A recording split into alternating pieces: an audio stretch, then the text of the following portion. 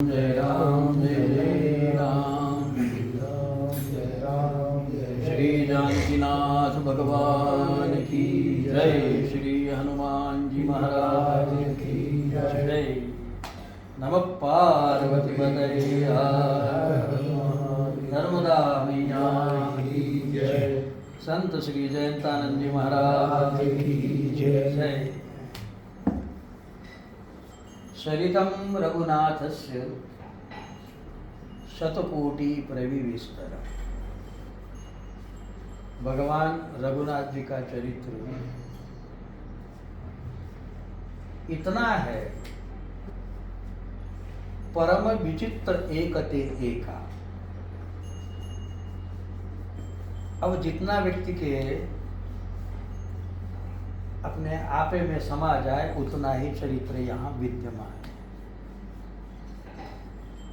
तो कल्प कल्प लगी प्रभु अवतरे ही, और चरित्र विविध नाना विधि करे। भगवान प्रत्येक कल्प में आते हैं। हालांकि परमात्मा निर्गुण स्वरूप माना जाता है, निर्विवाद निर्गुण स्वरूप माना जाता है। अब इसको थोड़ा देखें। मैं यदि आपसे पूछूं कि आप सगुण हो या निर्गुण हो, तो आपका जवाब क्या आएगा? सगुण। पर निर्गुण के बिना आप सगुण नहीं हो सकते। यदि आप में चेतना नहीं आती, यदि आप में एतत् सृष्ट्वा तदेवानुप्राविशत्, ये तो जड़ प्रकृति मानी गई ना। अब ये जड़ प्रकृति में यदि चेतना का प्रवेश न होता तो हम सगुण रूप से नहीं हो पाते। अच्छा, आप जो सगुण है, अब इसमें से चेतना चली गई, अब आपके ये सगुण का क्या करना पड़ेगा? अब जब ये चेतना निकल जाएगी तो ये सगुण का क्या करना पड़ेगा? ये सगुन का क्या करोगे? या तो दफना दो, हाँ, अथवा तो जला दो, संस्कार। हाँ, क्योंकि भगवान राम ने तो अपने तारा को कहा था, बोले वाली चाहिए ना तुझे? चिति जल पावक गगन समीरा, पंचरचित अति अधम शरीरा, प्रकट सुतनु तव आगे सोवा, और जीव नित्य तुम के ही लगी रोवा। तुझे वाली चाहिए ना, तो वाली तो यही है। देखो, वाली को 2 हाथ थे, 2 कान थे, जैसा जैसा उसका स्ट्रक्चर था वो तो विद्यमान है। तो ये बात इसलिए कही गई, हम भी निर्गुणी हैं। गीता जी में आया है कि हम पहले भी अव्यक्त थे, बाद में भी अव्यक्त रहेंगे। अव्यक्तादीनि भूतानि और व्यक्त मध्यानि भारत, और अव्यक्त निधनान नहीं हुआ। जब हमारा निधन हो जाएगा तो हम अव्यक्त हो जाएंगे। जन्म से पहले हम अव्यक्त थे, अब बीच में व्यक्त हो गए। अब हम जो व्यक्त हुए ये कर्म के कारण, ठीक है ना। जीव जो जन्म लेता है तो कहते कर्मानुबंधिनी मनुष्य लोके, कर्म के अनुबंधन से जीव जन्म लेता है। ऐसा परमात्मा नहीं। परमात्मा किस कर्म की वजह से आए? तो कारण तो बताए हुए ना रामायण में, कि भाई मनु शत्रुपा ने तप किया, और फिर क्या वो वृंदा ने श्राप दिया, नारद जी ने श्राप दिया। कई कारण, 4-5 कारण मानस में बताए हुए। लेकिन राम जी से पूछा गया कि बोले आपका आने का कारण क्या है? तो राम जी स्पष्ट कहते, शायद सुंदरकांड की चौपाई है, विभीषण के प्रति कहते, तुम सारिखे संत प्रिय मोरे, धैर्य देह जनी आननी भोरे। दूसरा कोई कारण नहीं। ये जितने भी कारण है ना, ये तो बहाने निमित्त, चलो जो भी बना लो। बापू एक उदाहरण बताया करते थे। एक व्यक्ति बड़े दूर रहता था, अब उसका आना हो गया, आया था इसलिए कि उसका जो मित्र था, मित्र का ब्याह था, तो मित्र ने बड़ा आग्रह किया तुझे तो आना पड़ेगा, तो आ गया। लेकिन उसका पुराना मकान था, तो आया तो अपना हाथ में खराटा लेके, झाड़ू लेके बुहारने लग गया। लोग बोले हाँ बड़ी मुद्दत के बाद आया, ये दिवाली है ना, तो दिवाली की सफाई करने के लिए आया है। आया किस लिए? आया है प्रेम के लिए, मित्र के प्रेम के कारण आया है, लेकिन आया हूं तो थोड़ी सफाई कर दे। तो ऐसे ही भक्त के प्रेम के लिए भगवान यहाँ आते हैं।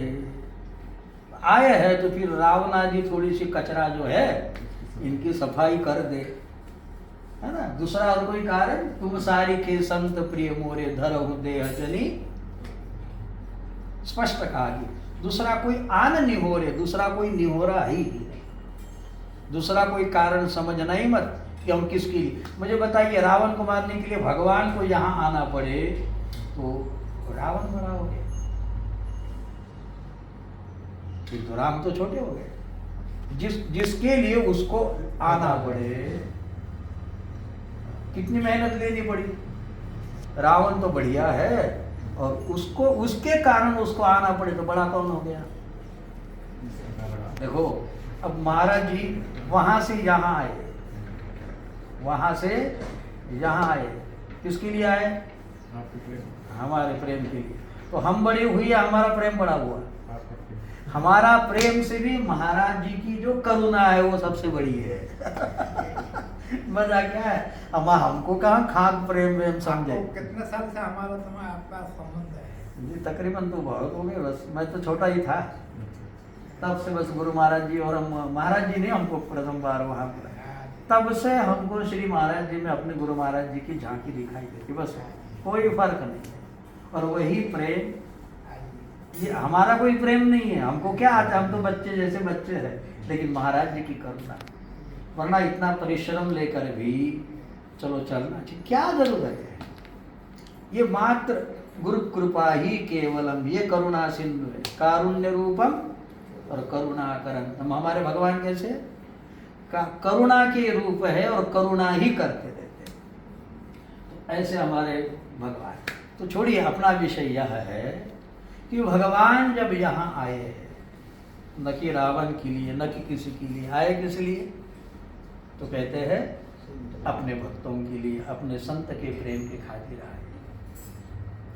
और गीता जी में भी इसका खुलासा, महाभारत ने एक श्लोक बड़ा जाहिर कर दिया, शायद आपके भी कंठस्थ हो। यदा यदा हि धर्मस्य ग्लानिर्भवति भारत, अभ्युत्थानम् अधर्मस्य तदात्मानं सृजाम्यहम्। जब अधर्म बढ़ जाता तो धर्म की स्थापना के लिए भगवान आते, ये ठीक हो गया, धर्म की संस्थापना के लिए आते। फिर धर्म की स्थापना के लिए आते हैं या संत के प्रेम के लिए आते? बोलो, ये तो दो कारण हो गया। किसके लिए आते? तो भगवान ने तुरंत अपना खुलासा कर दिया, परित्राणाय साधूनां पहले और विनाशाय च दुष्कृताम्, इसलिए धर्म संस्थापनार्थाय संभवामि युगे युगे। भगवान कहते हैं कि भाई मैं आया हूं यद्यपि धर्म की संस्थापना के लिए, और धर्म अधर्म कब हो जाता है? कि जब मेरे ही संत, मेरे ही भक्त दुख को पाते हैं, तो समझना कि अधर्म हो रहा है। और यदि आपको भगवान श्री प्रिय लग रहे हैं, समझो यही धर्म है, दूसरा कोई धर्म नहीं है। गुरु के चरणों में बैठे रहिए। फिर गुरु क्या करते हैं वो कुछ नहीं, हम तो बैठे रहेंगे, हम तो बच्चे, हम तो अजाने, हम क्या जाने। बच्चा बालक जो है वो शरणागति जानता है क्या? छोटा बालक जो होता है वो माँ के शरण थोड़ी होता है। छोटा बालक कि चलो भाई माँ हम आपके शरण हैं, जानता है? वो कुछ नहीं जानता, बस इतना ही जानता है कि मेरी एक माँ है। कोई दूसरी बाई के पास भी जाएगा तो चिल्लाएगा माँ, कोई चॉकलेट दे, फला दे, टिका दे, माँ के बिगर उसकी।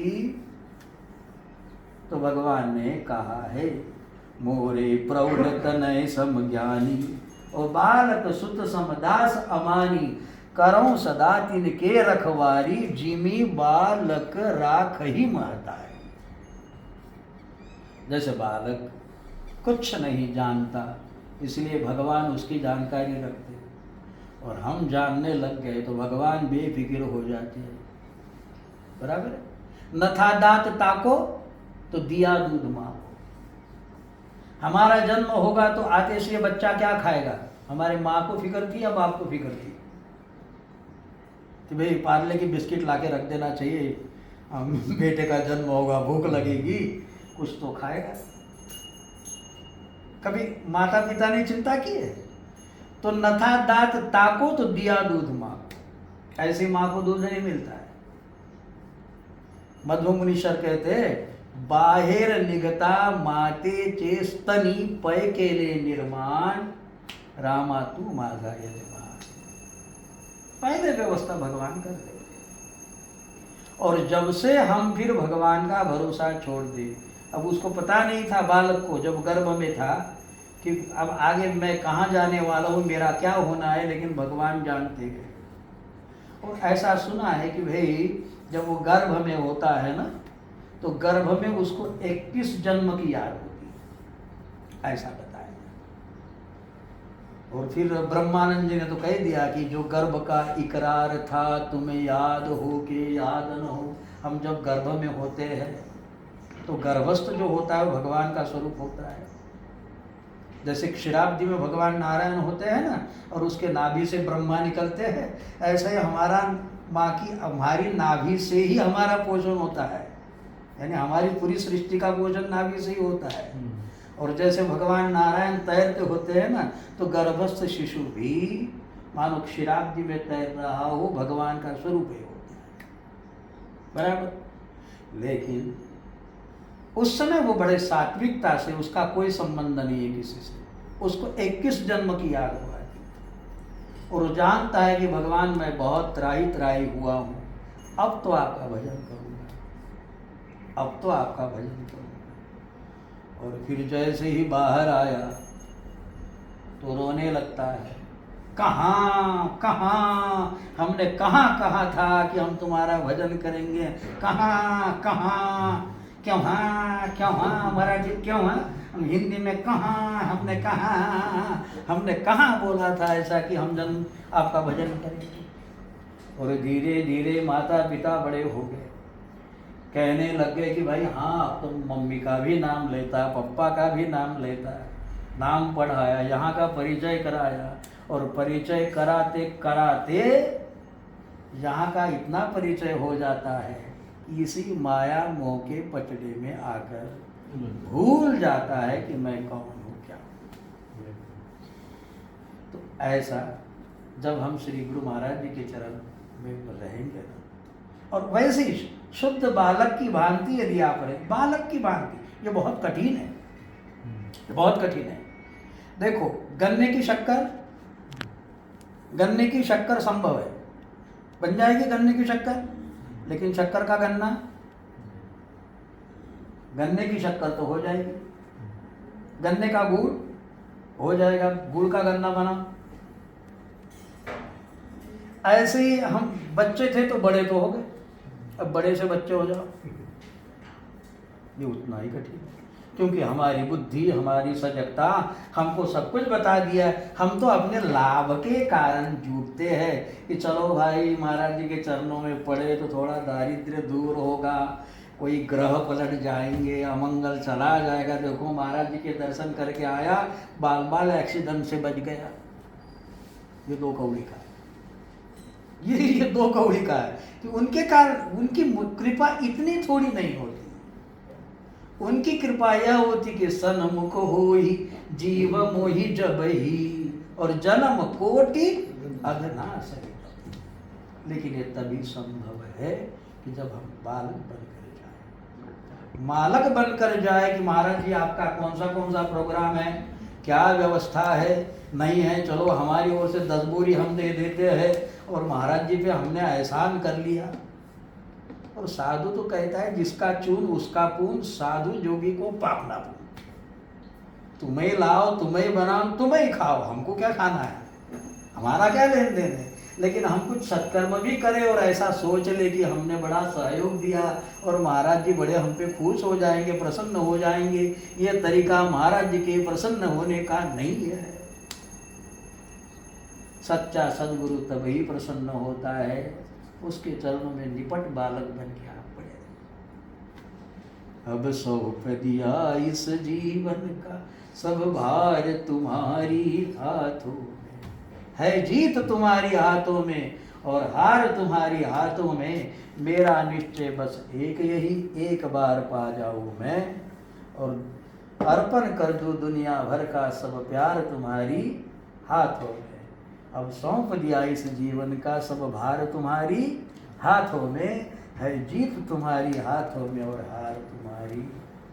अब मैं ऐसा दिन भर भी बोलता रह जाऊँ ना तो हमारा बोलना कुछ रुकना है नहीं।